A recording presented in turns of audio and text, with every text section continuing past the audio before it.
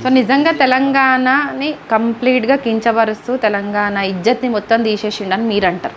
కానీ పార్టీలో సొంత పార్టీ నాయకులందరూ మంత్రులందరూ ఏమంటున్నారంటే పార్టీ ఇజ్జత్ తీసిండు, అసలు కాంగ్రెస్ పార్టీ మనుగడ ఏమైపోతుంది, ఇక పార్టీని కూడా ఎవరు నమ్మే పరిస్థితి లేదు ఫ్యూచర్లో అంటున్నారు. దీంట్లో ఏది వాస్తవం? నిన్న పొద్దున నేను ఒక వీడియో చేసి పెట్టిన, నిన్న పొద్దున్న మొన్న రాత్రి ఇది అప్పుల మీద చేసి పెడితే 90% దాదాపు 30,000 పోయింది. 90% కాంగ్రెస్ వాళ్ళే. ఈయన దిగిపోవాలి కాదు, ఈడు దిగిపోవాలి. చాలా ఫోన్లు వచ్చినాయి, చాలా ఫోన్, ఇంక్లూడింగ్ ఎమ్మెల్యేలు కూడా ఫోన్ చేసింది.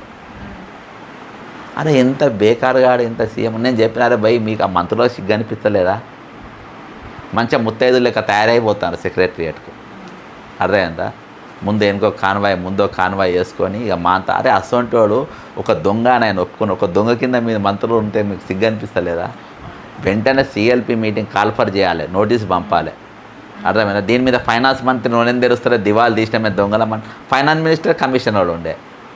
ఇప్పుడు కమిషన్ల కొన్ని ఫైనాన్స్ మినిస్టర్ దగ్గర ఉన్న ఫైనాన్స్ సెక్రటరీ ఒక దొంగ అని తెలిసి, నేను దొంగని కేసు పెట్టిన, ఆయన మీద డిఓపిటీలో కేసు పెట్టిన. అటువంటి వ్యక్తిని తీసుకొచ్చి చీఫ్ సెక్రటరీగా పెట్టుకున్నాం. ఈరోజు బిల్లారంగా జోడీ లెక్క ప్రభుత్వాన్ని నడుపుతున్నావు. బ్రదర్, నేను చాలాసార్లు దొంగ అన్నా, ఒక ముఖ్యమంత్రి దొంగ అనొచ్చా అని మీరు చాలాసార్లు నన్ను చాలామంది మేధావులు అన్నారు. నువ్వే దొంగ అనుకున్నావు బా, ఇక నువ్వు ఒప్పుకున్నావు కదా, ఇక దొంగవని నేను ఎన్నిసార్లు అనొచ్చు, కానీ నువ్వు దొంగని ఒప్పుకున్నాక ఇక అటువంటి దొంగ ముఖ్యమంత్రి తెలంగాణకు అవసరం లేదు, తెలంగాణకి ఇటువంటి మోసగాళ్ళు అవసరం లేదు.